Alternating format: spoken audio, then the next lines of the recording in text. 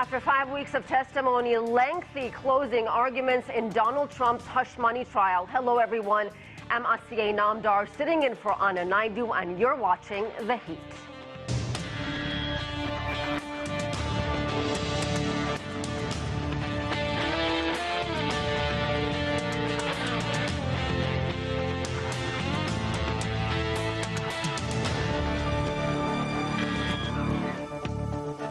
It is the first criminal case of its kind in the United States, a marathon day as defense lawyers and prosecutors make their final case to the jurors in Donald Trump's hush money trial.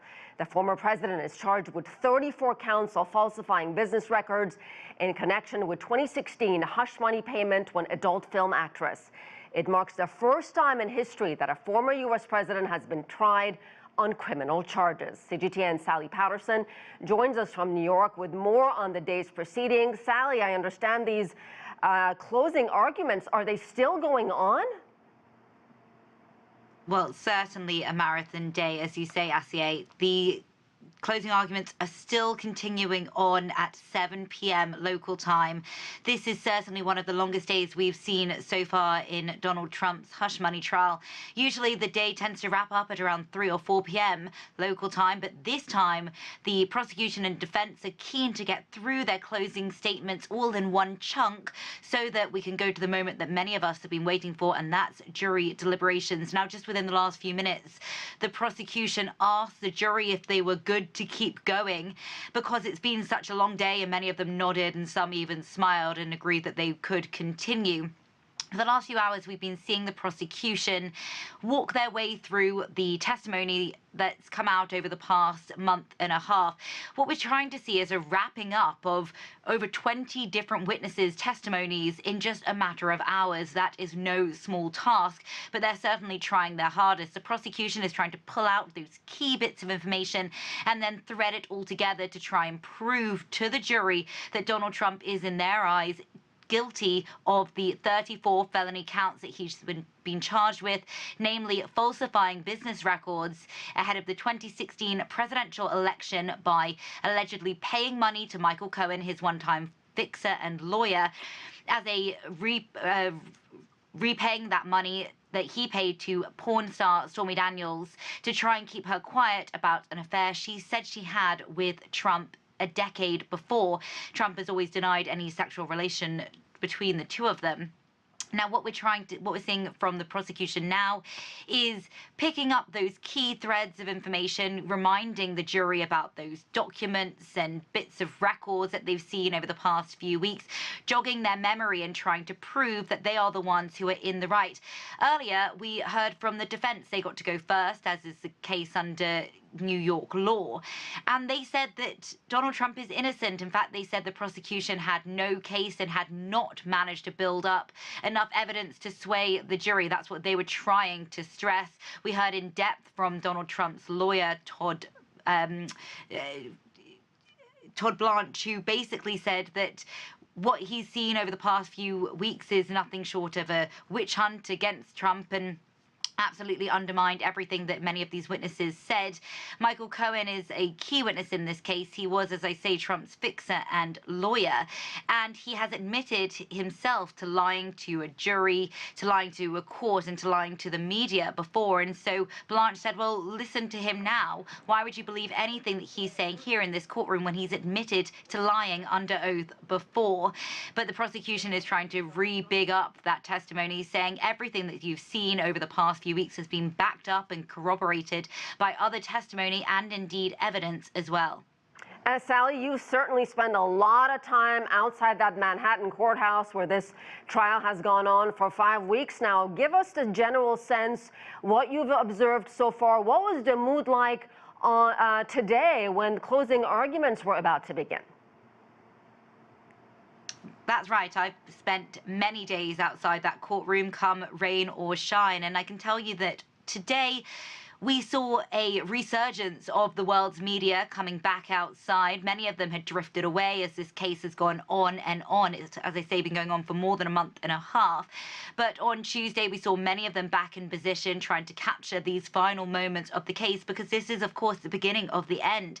The jury could go out for deliberation as soon as tomorrow, and we could see a verdict, in theory, over the next few days. Now, we also saw many of Donald Trump's supporters back in the park, which looks onto the court, many of them with flags, shouting, chanting, really trying to gather up momentum and trying to show that the former president and, of course, the presidential nominee, the likely nominee, continues to have the support of the country. Now, last week I was also at a rally for Donald Trump up in the Bronx, a borough in New York City, which is traditionally Hispanic and has a large black community, traditionally a lower income area as well. And thousands of people showed up to show their support for Donald Trump.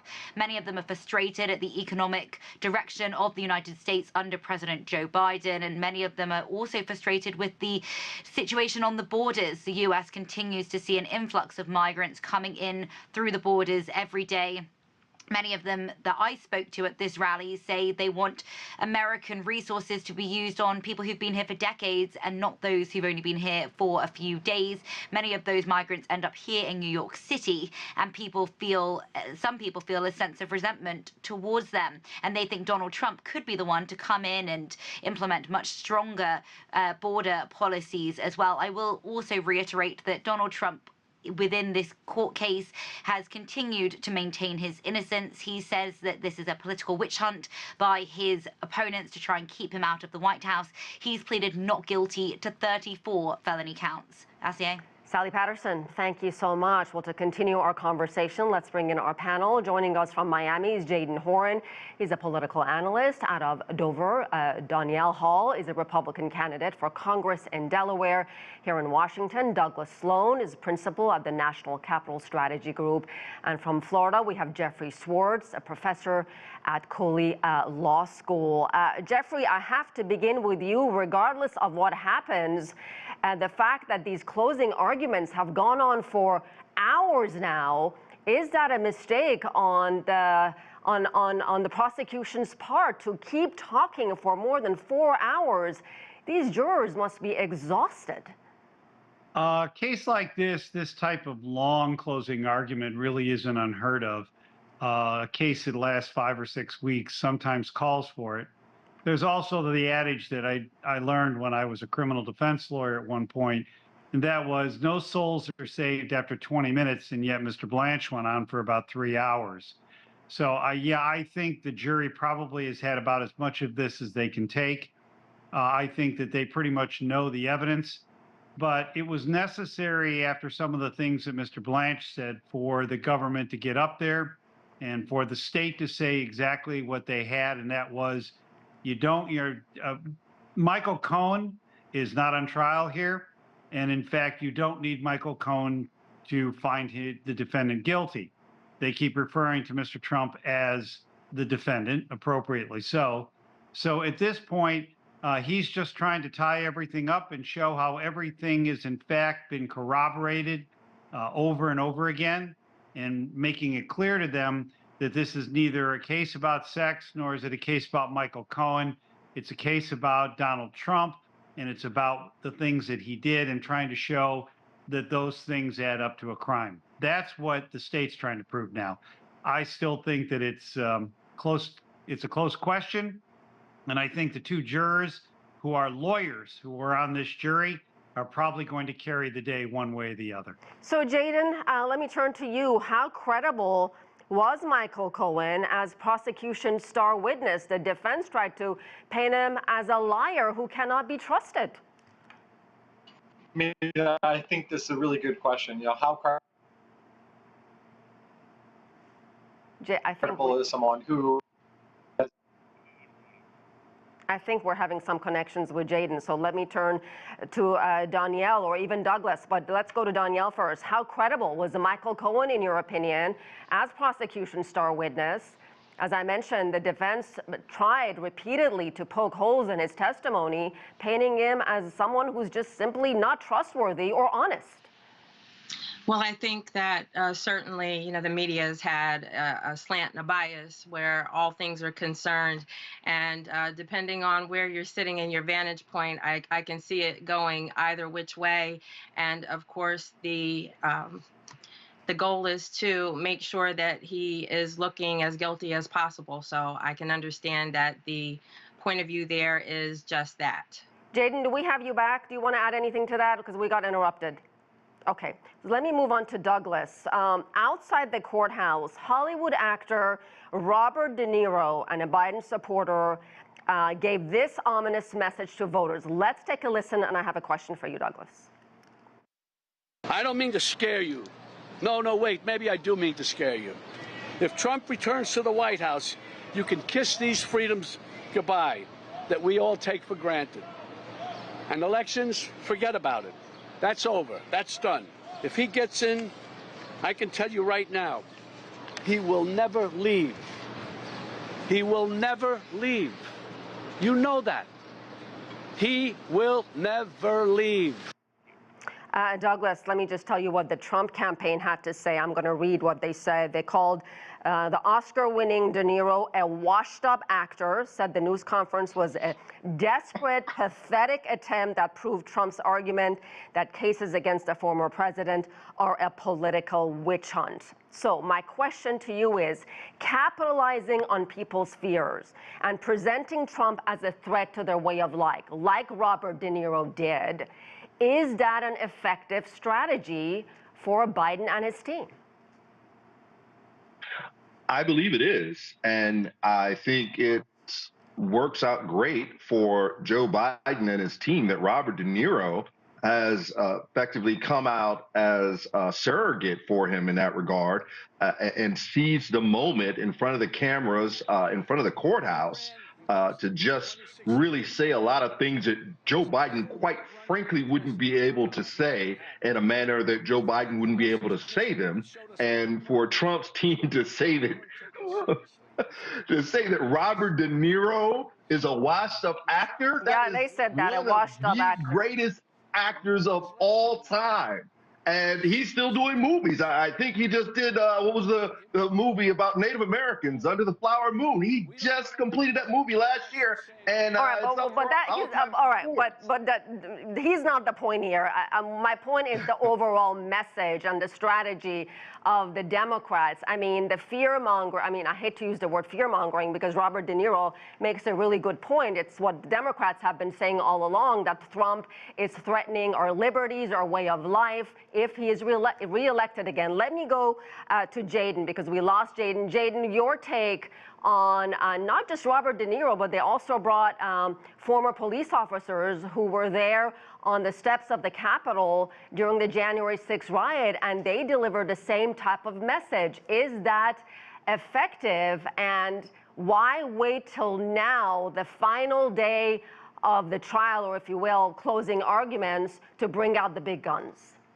I mean, historian Ken Burns also came out and said that I believe for commencement at Brandeis to warn about the danger to democracy that Donald Trump poses.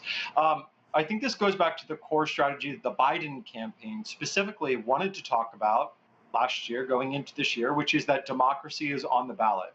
But what I think is really interesting is that a recent Fox News poll came out that said that voters that vote on one particular issue tend to be a minority as it is. And of those issues, the only three that are even salient or resonate with anyone are reproductive or abortion rights, the economy, and the border. So I'm really not sure about this strategy specifically benefiting the Biden campaign. It seems to be something that they've wanted to do, and this campaign seems to be on autopilot. They stayed on autopilot with, Bidenomics, even though that didn't resonate with voters. And then they're staying on autopilot with this strategy. Once again, they need to go back to what they know has worked for them these last two cycles, and that would be reproductive rights. If we're really going to talk about something that's going to be on the ballot, that is going to resonate with Democratic voters. Because at this point, fear-mongering something like this, it's such hyperbole.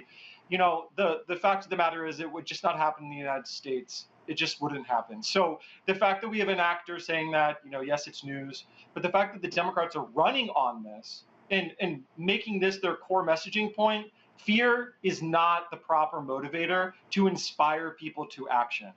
A hope for a better tomorrow, that's a better angle for Democrats. I want to go back to Trump's trial as well. Regardless of what happens, as I mentioned earlier, this is historic. This has never happened in the history of the United States, that a former or current president is facing criminal charges and is sitting in a courtroom on trial. Let me go to Jeffrey. What impact do you think all of this will have on the November presidential election? 4 criminal indictments. What we're seeing in that courtroom in Manhattan is just one of them. 88 felony charges. At the end of the day, Jeffrey, will any of this matter to Trump's base, to people who plan to vote for him? Well, I'm more of a legal expert than I am politics, but I can say this. I think that there's no thought process in my mind, and over my 75 years, that any convicted felon could ever serve as president of the United States. There's just something about the fact that if you are a convicted felon, people look at you and should accept that you are, in fact, a crook. And we had this many years ago with Richard Nixon.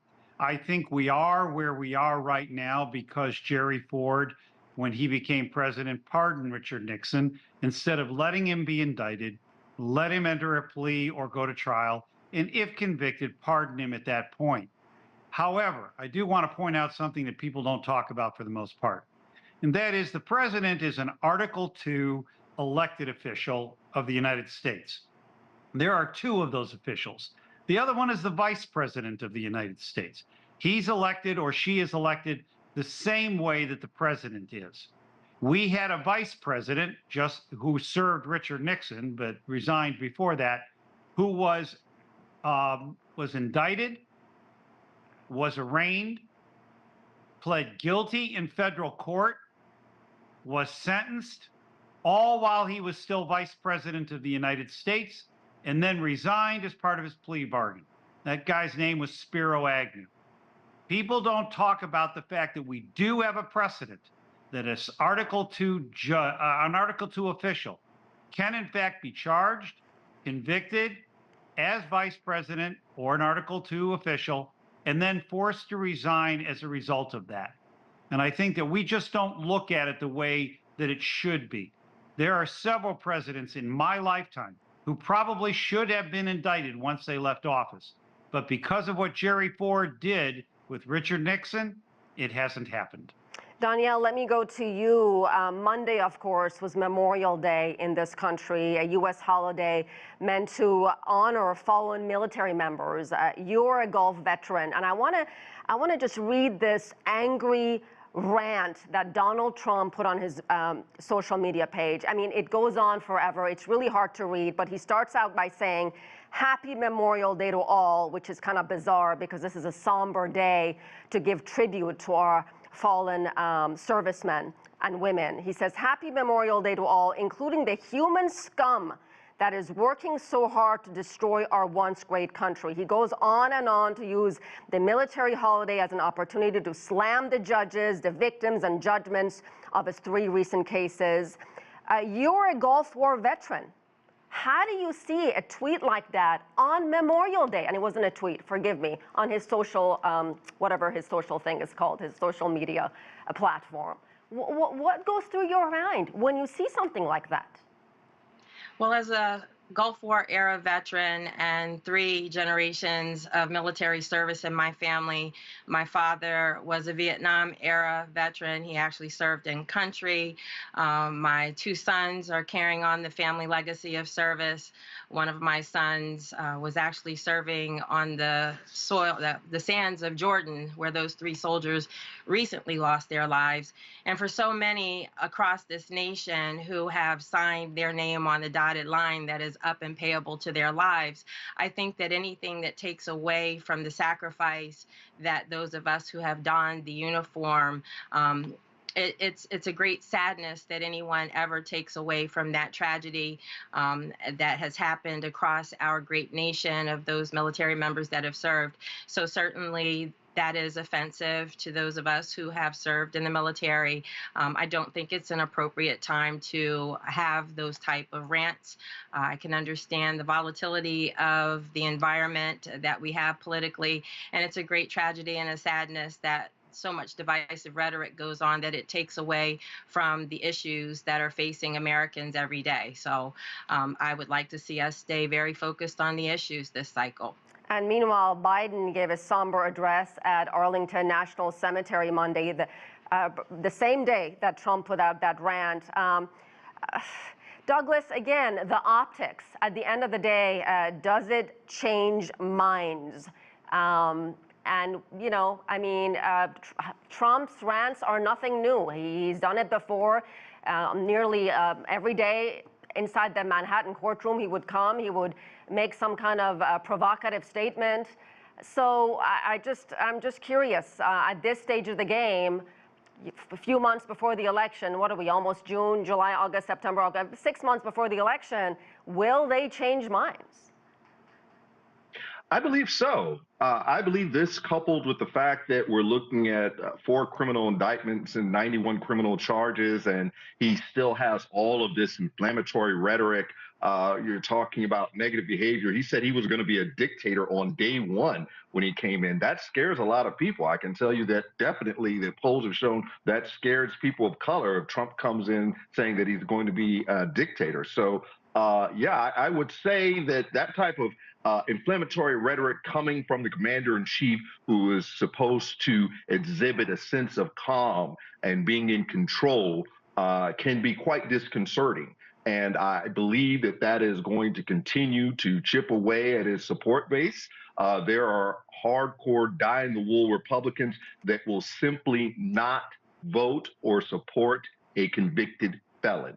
So you know if what, we get a conviction here, it's going to be a real problem with him turning out all of that Republican base. Yeah, what's going to happen, Jeffrey, if he in fact is convicted in this case, and how likely is that?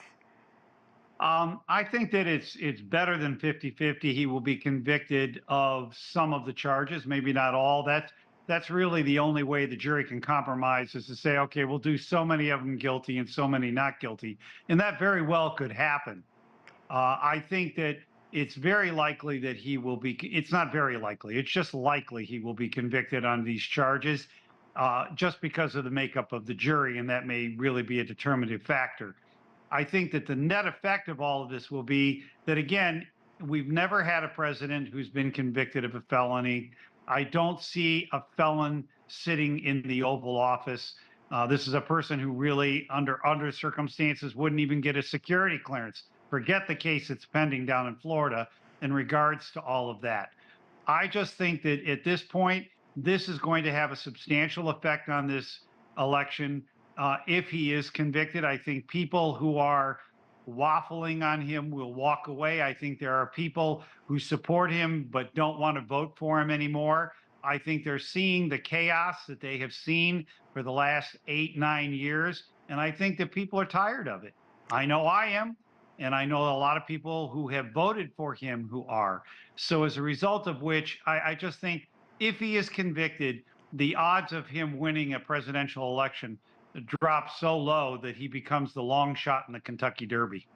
Jaden, there's a lot of speculation that Biden could lose the key state of Michigan because of his support for Israel and the nightmare that's unfolding in Gaza. A lot of young progressive voters who supported Biden last time say they're not going to this time. How much of a problem is that for Biden and trying to get that the vote from the younger generation who had, they supported him last time around? Yeah, I mean, this is really interesting. The Democrats historically have done much better with young people since the 1990s. And in this election, this is the first time where it appears that young people are less likely or not likely at all to be motivated to turn out for Joe Biden. And in the case of Michigan, it is particularly unique, given that there is a large amount of voters in the Democratic base that exist in Dearborn and surrounding suburbs who have very strong feelings on the conflict in Gaza, and that could make their voices heard by voting likely third party or not at all. And that may affect Biden in one state, but it is not going to be in every swing state. So, the Biden campaign is, of course, looking for, countermeasures in other states. They're shoring up, their campaign operations in Pennsylvania. They're looking at potentially expanding the map with Florida. And whether or not those are things that are head fakes or not, what we do know is that at any given time, the state of the race can change. And if Donald Trump ultimately is convicted and goes to jail, I think, there's a lot of hope in Democratic circles. There's a lot of hope in the left. There's a lot of hope in the media that somehow that will be the thing that finally is the nail in the coffin. But again, what we know is that the American people have already made a decision on both of these presidents, and they already know who they are and what their character are. Really, the question is on the margins. It's on these little issues, and it's also on how they're feeling at any particular time about the economy. Danielle, how big of an issue is the economy?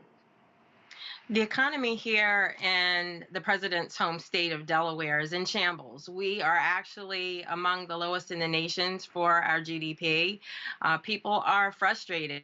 I'm talking to voters all across the state who are wanting to know what we're going to do in Washington to make gas affordable or the grocery bill affordable, or how they're going to be able to keep their lights on and provide for their children's needs. And it's a real sticking point, those kitchen table issues this election cycle. So the inflation issue is definitely on the ballot this year.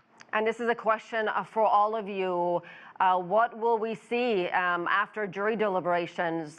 Is it going to be a guilty verdict, or is Donald Trump going to be acquitted? Let's start with Douglas.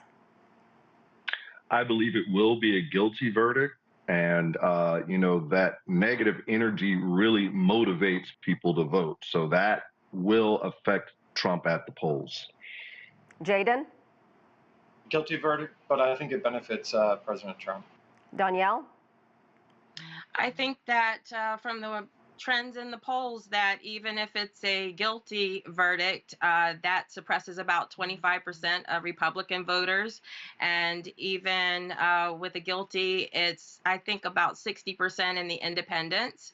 But overall, he still has a robust campaign effort in 2024. So regardless the outcome, it's still going to be some very tight margins. And Jeffrey, finally to you, our legal expert. What is your take? My attitude is that it's more likely than not that it will be a guilty verdict. It's certainly, at worst for the state, will be a hung jury, and I'm sure that they will retry the case if that's the matter. It doesn't, to me, other than a guilty verdict, it doesn't affect the election. But I think a guilty verdict will affect the base. I think there's a base of his that will abandon him. I think independents will flock to someone who is not a convicted felon. All right, we'll have to leave it there. We appreciate all of you being on the program. I'm Asiye Namdar in Washington. Thank you for watching another edition of The Heat.